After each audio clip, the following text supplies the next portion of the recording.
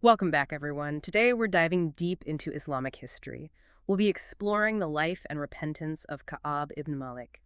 He was a companion of the Prophet Muhammad and a pretty prominent poet. A very prominent poet. Not just any ordinary companion, he was renowned for his war poetry. It was so powerful. In fact, it even earned him praise from the Prophet himself. That praise is really significant. It carried a lot of weight because the Prophet Muhammad actually assured Ka'b that God remembers good words and rewards good words.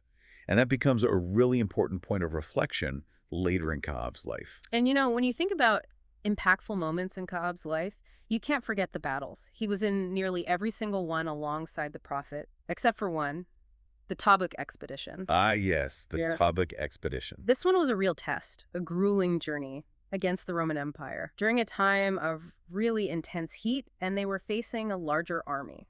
A much larger army and much more powerful. It was a true test of faith, of their commitment. And most of the companions, they demonstrated extraordinary generosity, contributing whatever they could to support the cause. Yeah, there's even an account, of one companion offering the Prophet his entire savings. Wow. And the Prophet said, "Go back to your family with what you have, for it's better for you." Really highlights the atmosphere Yeah, of sacrifice Yeah. and devotion Well- surrounding this expedition. absolutely. Absolutely. But on the other side of that, you also had hypocrites who tried to discourage participation, mocking those who contributed, and spreading doubt about the purpose of the expedition. So you have all of this going on. Where does Kahab fit into all of this? He actually missed the expedition altogether, which might seem strange, considering his loyalty and his participation in every other battle. What happened? Well, Ka was facing an internal struggle at the time. He had finally achieved a level of financial comfort, having acquired 2 camels. And camels at the time were a symbol of prosperity. And he had a flourishing garden that he was quite attached to. I can understand being attached to a garden. But what does that have to do with missing a major military expedition? Well, this was a time when the Muslim community was facing a real threat, and the Prophet was calling upon everyone to join in this effort. Yet Ka'ab, he found himself delaying his preparations. He thought he had plenty of time. And as the departure day approached, his newfound comfort and his worldly attachments became a distraction. He essentially procrastinated. So he got caught up in the comforts of life and ended up missing the departure. Do you think there was an element of denial there? Maybe he didn't grasp the gravity of his mistake at first? That's an insightful observation. It's certainly possible. Mhm. Ka'ab's initial reaction is described as shocked and distressed, but not necessarily, full-blown panic. It's only when the army has left, and he's left behind in Medina. The reality of his situation really sinks in. And he's not just alone. He's surrounded by the very people who were mocking the expedition and spreading all those seeds of doubt. I bet that felt pretty isolating, knowing he had let down the community. The isolation and shame. It's palpable in his own accounts of this period. He described it as feeling like he was suffocating, like the earth was closing in on him. The weight of his mistake was immense, and he faced a choice, a critical choice: fabricate an excuse like some of the others did, or face the Prophet with the truth. That must have been such a difficult decision, because lying would have been so much easier, especially given the pressure he was facing. Indeed. But this is where we see Ka'ab's character shine through. Despite the potential consequences, he chooses honesty. He resolves to meet the Prophet upon his return and tell him the truth, no matter what. That's a powerful testament to his commitment to truthfulness, especially when you think about how some of the others who lied were later exposed and faced much harsher repercussions. His decision is even more remarkable, considering his background as a poet. Wait, what does poetry have to do with it? We'll remember how the Prophet praised his poetry, specifically his war poetry, the kind that inspired the Muslim armies. Well, during his period of isolation, Ka'b actually began to question if this type of poetry might displease God. He wrestled with the thought that perhaps his words, even though they were intended to motivate and uplift, could be seen as boastful, or a form of self-aggrandizement. This internal conflict really highlights the depth of his commitment to seeking truth and aligning his actions with his faith. So he wasn't just worried about the immediate consequences. He was also reflecting on the deeper meaning and impact of his life's work. I'm curious, though, what happened when the Prophet returned from the expedition? Did Ka'b immediately confess? Not exactly. He actually endured 50 days of excommunication. Imagine the mental and emotional turmoil of those 50 days, carrying that weight of guilt and uncertainty. Wow, that's almost 2 months of living with that burden. It really emphasizes how serious his mistake was. In the eyes of the community, what happened after those 50 days? Well, picture this. It's Fajr prayer, one of the most sacred times of the day for Muslims. Ka'b is deep in prayer, and suddenly he hears a commotion outside. Someone running towards him, calling out his name. This messenger brings incredible news. God has accepted his repentance. Oh, wow. The weight of those 50 days, that crushing guilt, that uncertainty, lifts instantly. I can only imagine the relief. Yeah. What was the community's reaction? People rushed to embrace him, showering him with congratulations. But the most heartwarming reaction came from the Prophet Muhammad himself. I bet it was emotional. Oh, absolutely. The Prophet, upon seeing Ka'b, beamed with joy. He embraced him tightly and declared that this was the best day of his life since his own birth. It's a scene that really captures the boundless mercy and forgiveness at the heart of Islamic teachings. It makes me wonder, though, what if he had lied? What if Kebab had given in to that temptation? Would his fate have been different? It's certainly possible.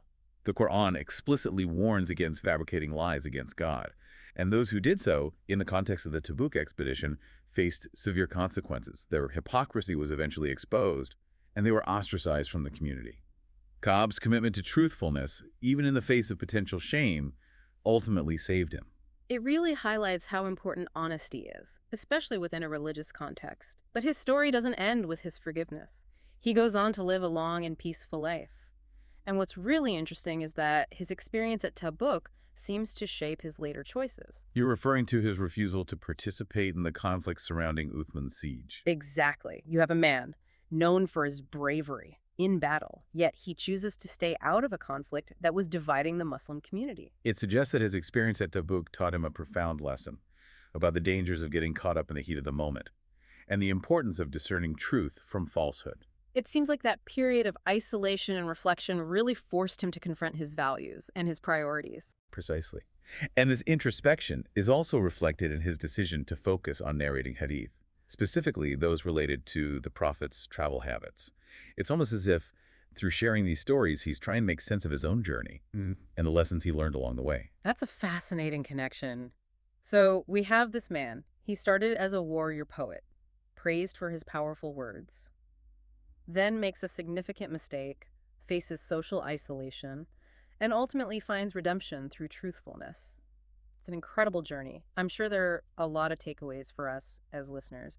What do you think are some of the key lessons we can glean from Ka'ab's story? One of the most powerful takeaways is this idea that even after making significant mistakes, sincere repentance can pave the way for redemption. Ka'ab's story gives us hope that it's never too late to acknowledge our errors, seek forgiveness, and make amends. And it's not just about individual redemption, right? There's also a message about the importance of forgiveness and second chances within our communities. Absolutely. The Prophet Muhammad's reaction to Ka'ab's repentance serves as a beautiful example of how we should approach those who have erred but genuinely seek to change. Instead of holding on to anger and resentment, we should strive to create spaces where people can acknowledge their mistakes, learn from them, and be welcomed back into the fold. It's a powerful reminder, especially in today's world, where people are so quick to judge, to condemn. Cobb's story encourages us to approach situations with empathy and understanding. And it's not just about extending forgiveness to others. It's also about forgiving ourselves. We all make mistakes, big and small. Holding on to guilt and shame only hinders our growth. Cobb's internal struggle with his poetry is a good example of this. He wasn't just concerned with the immediate consequences, he was also wrestling with the deeper implications of his work and striving to align his intentions with his values. It's a reminder to be mindful of our choices and to constantly strive for self-improvement. And remember, his introspection led to a positive outcome. He channeled his talent for storytelling into narrating hadith, sharing knowledge and wisdom gained from his own experiences. It's a beautiful illustration of how we can use our talents and experiences, even our mistakes, to contribute positively to the world. Exactly. And in a broader sense, Cobb's story also highlights the human element in religious narratives. He wasn't some superhuman figure immune to temptation. He was a man who faced real struggles, made a mistake, and had to confront the consequences. His journey makes these historical figures more relatable and their lessons more accessible. It reminds us that we're all human. We're capable of great things, and we're capable of making mistakes. And ultimately, it's how we choose to respond to our mistakes that defines our character. And speaking of choices, his decision to stay out of the conflict surrounding Uthman's siege is a testament to the impact, the enduring impact, of his experience at Tabuk. He recognized the potential for discord, and he chose a path of peace. It seems like that period of isolation forced him to confront his own values and priorities in a way that really shaped his worldview. Indeed. And it highlights the potential hmm for growth that can come from difficult experiences, even painful ones. It's a reminder that sometimes our greatest lessons come from our biggest mistakes. It makes you think, you know? How often do we let comfort and FOMO dictate our actions? Have you ever been in a situation where you put off something important because it just felt too challenging or inconvenient in the moment? It's a struggle we all face, really. We're all susceptible to those temptations. And Ka'ab's story, it's a powerful reminder to examine our own priorities, our motivations. What are the things that really matter to us? What sacrifices are we willing to make for our beliefs, Yeah. for our values? Yeah, and maybe it also encourages us to be more understanding Mm. of others, people who might be going through the same thing. Instead of judging them for their mistakes, maybe we can offer support, encouragement, just like the Prophet Muhammad did for Ka'ab. Exactly.